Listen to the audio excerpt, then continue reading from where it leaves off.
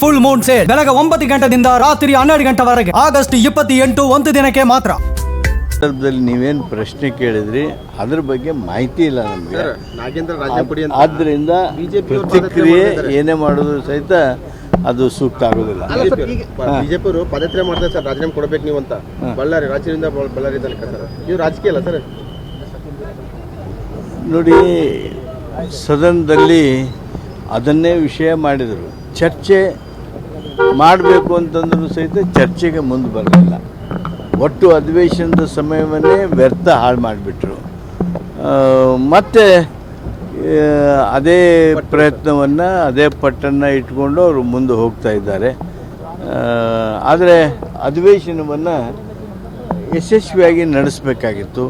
ಬರಗಾಲದ ಬಗ್ಗೆ ಚರ್ಚೆ ಆಗಬೇಕಾಗಿತ್ತು, ಬಿಡದಿ ಬಗ್ಗೆ ಚರ್ಚೆ ಆಗಬೇಕಾಗಿತ್ತು, ಹಲವು ಸಮಸ್ಯೆಗಳೇನಿದ್ವು ಅದ್ರ ಬಗ್ಗೆ ಚರ್ಚೆ ಆಗಬೇಕಾಗಿತ್ತು. ಅದನ್ನು ಮಾಡಲಿಲ್ಲ.